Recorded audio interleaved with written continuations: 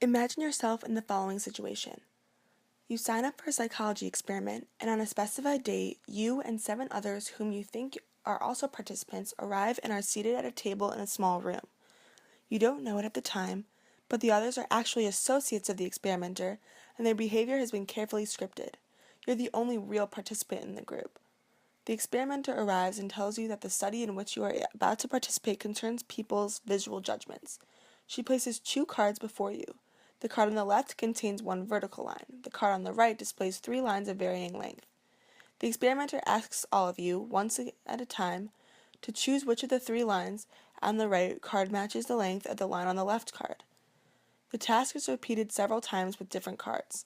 On some occasions, the other participants unanimously choose the wrong line. It is clear to you that they are wrong, but they have all given the same answer. What would you do? Would you go along with the majority opinion, or would you stick to your guns and try your own eyes? If you were involved in this experiment, how do you think you would behave? Would you conform to the majority's viewpoint? Solomon Asch set out to discover just this.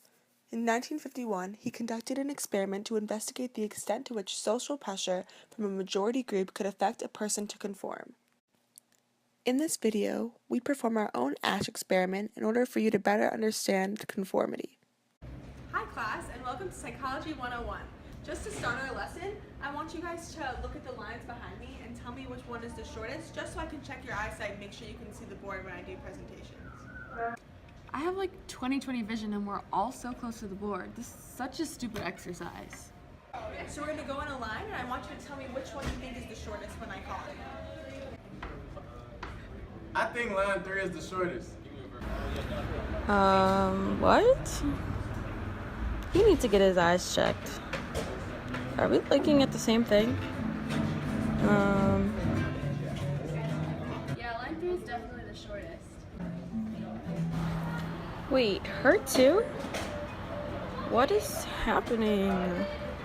Oh my gosh. Yeah, I think line 3 is the shortest.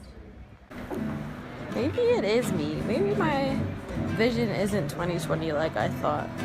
I don't know. I don't get it. What are they looking at? Patty, your answer? Yeah, it's definitely 3.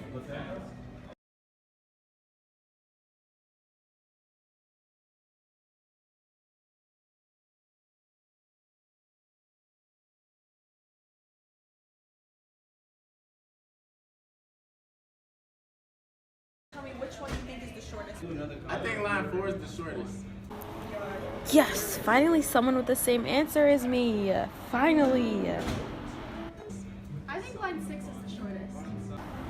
I don't know. I kind of still think I'm right. I think line 4 is the shortest. Yeah, that's what I was thinking too. Same. Yeah, it's definitely number 4. That was really good, class. Patty, this was actually an exercise centered around you. The first slide that we had, number 2 was actually the shortest line, and in the second slide, number 4 was the shortest. In the real Asch experiment, Asch measured the number of times each participant conformed to the majority view. On average, about 1/3 of the participants who were placed in this situation went along and conformed with the clearly incorrect majority on the critical trials. Over the 12 critical trials, about 75% of participants conformed at least once, and 25% of participants never conformed. In the control group, with no pressure to conform to Confederates, less than 1% of participants gave the wrong answer. 2 scientists in 1955 identified 2 reasons why people conform. The first was normative influence, which was yielding to group pressure because a person wants to fit in with the group, or conforming because the person is scared of being rejected by the group. This type of conformity usually involves compliance, where a person publicly accepts the views of a group but privately rejects them.